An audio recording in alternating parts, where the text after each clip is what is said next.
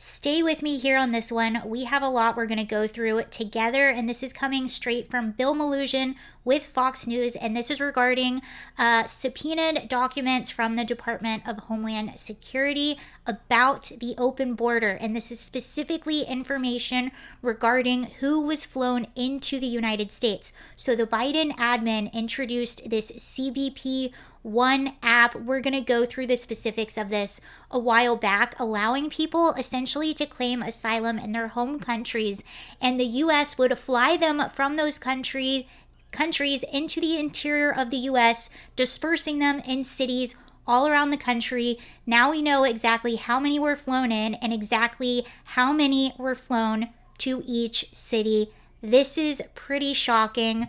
Let's start to look at it. Okay, we're just going to go and read all of this information, and then I'll show you the exact numbers. So he says, internal DHS data reveals the 45 plus U.S. cities that hundreds of thousands of migrants have flown into via the Biden administration's controversial CHNV mass parole program. The data was obtained by Homeland GOP via a subpoena to DHS, and it was provided to Fox News. The DHS data shows that during an 8-month stretch from January through August of 2023, roughly 200,000 migrants flew into the U.S. via the program, with 80% of them, roughly 161,000, arriving in the state of Florida in 4 cities: Miami, Fort Lauderdale, Orlando, and Tampa. The top 15 cities that migrants flew into, and the numbers during this 8-month window are below. Don't worry, we're going to go through that. And here are the top 15 cities. So Miami, Florida got 91,000, Fort Lauderdale 60,000, New York City 14,000, Houston almost 8,000, Orlando 6,000, Los Angeles 3,200, Tampa 3,200, Dallas 2,200, San Francisco 2,000, Atlanta, Georgia 1,700, Newark, New Jersey 1,500, Washington, D.C. 1,500, Chicago 500, Las Vegas 500, Austin, Texas 171. He goes on to say, I've attached the raw DHS data provided in the subpoena response showing all of the locations the migrants flew into during these 8 months in the chart below. DHS also revealed in the subpoena response that as of October 2022, there was a backlog of about 1.6 million awaiting for DHS approval to fly into the U.S. via the parole program. So that would mean that there are still all of these people waiting to be flown in and dispersed. Keep in mind, they've only flown in, what was that? About 200,000 during this 8-month period. That's what they're saying. 1.6 million are backlogged. Wow. Or at least backlogged during that time. I don't know. That wasn't very clear. In response to the DHS data revealing Florida received the overwhelming majority of the migrant flights during the 8-month window, Florida Governor Ron DeSantis' office provided Fox the following statement. Biden's parole program is unlawful and it constitutes an abuse of a constitutional authority. Florida is currently suing Biden to shut it down, and we believe we will prevail. That was straight from DeSantis' press secretary. DHS also wrote in the subpoena response that all individuals paroled into the United States are, by definition, inadmissible, including those paroled under the CHNV processes. Congressman Mark Green, chairman of Homeland GOP, told Fox in response, what they're essentially saying is that the laws passed by Congress have said that these people are inadmissible. And so they created a program to try to get around these laws. The thing is, they don't have the authority to create such a program. By their very own, I'm sorry, I can't see that. They're breaking the law. Okay, by their very own standard, they're breaking the law. That's what it says. And that is, in my opinion, since I've been covering it, that's exactly what they're doing. Or since I've been covering this issue, they keep creating ways to get around things that are supposed to be passed in Congress. That's why you elect your congressperson, your senators, you elect them to go and to represent the best interests of their constituents, and they are the ones that are supposed to create laws that changed this.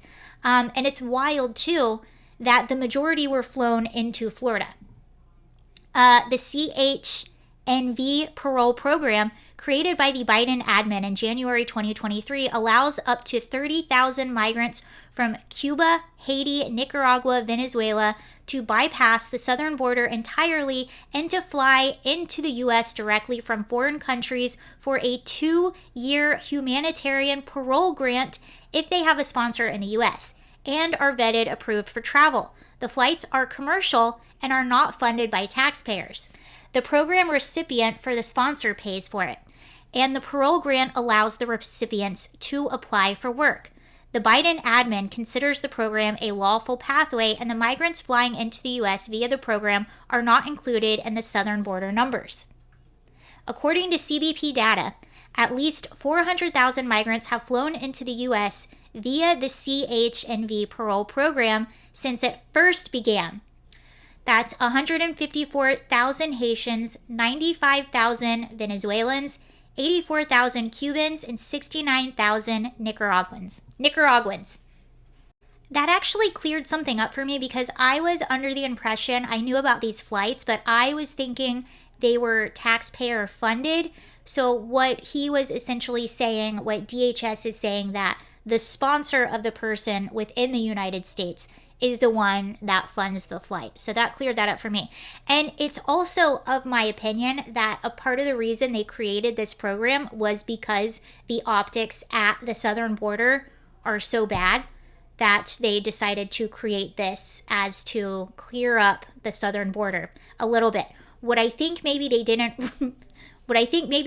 consider is that now you have an overwhelming amount of Chinese nationals coming over. You have migrants from Africa coming over, and those seem to be the numbers that are growing at the southern border. Okay, let's continue. So far, legal challenges to this controversial parole program have failed in court. A Texas lawsuit was dismissed earlier this year after a judge ruled the state didn't have a standing to sue. More lawsuits are pending. The Biden admin says the program is a lawful use of executive parole authority. They consider the program a success and believe it provides an incentive to not cross the border illegally. Told ya. The numbers of Haitians and Cubans crossing illegally have steeply fallen as the result of the program. Critics say the program essentially waves a magic wand to mass import hundreds of thousands of otherwise inadmissible migrants into the U.S. with the likelihood of them ever leaving or being deported if they stay past the permitted parole grant being remarkably low. I would agree with that, because, and that's a really big part of this. Again, I'm glad it's not taxpayer funded, but you are seeing that it's not successful if the people that you're letting in are people that are inadmissible. So how is that a success? If you are allowing people into the country that are inadmissible. And there's what they also mean by that. I believe on the app, there's really no question that, correct me if I'm wrong, but I don't believe there's a question that differentiates if you're an economic migrant. I could be wrong, but they just say it right there. The people they're letting in are inadmissible. And here's the list. If you want to pause it, you can blow it up and read it. But it's basically every large city. You know, it's interesting. The very first city I see here is, Savannah, Georgia. Atlanta, Georgia, Austin, Baltimore, Boston, Cincinnati, Columbus, Charlotte, North Carolina, Dallas, Texas, Dublin, Ireland, St. Paul, Minnesota, St. Louis, Tampa, Florida, Toronto, Canada, Vancouver, DC, Portland, Philadelphia, Ottawa, everywhere. So there it is.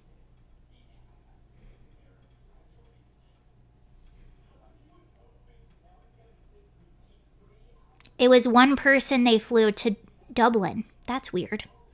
All right, well, thank you for watching, and we learn something new every day, don't we?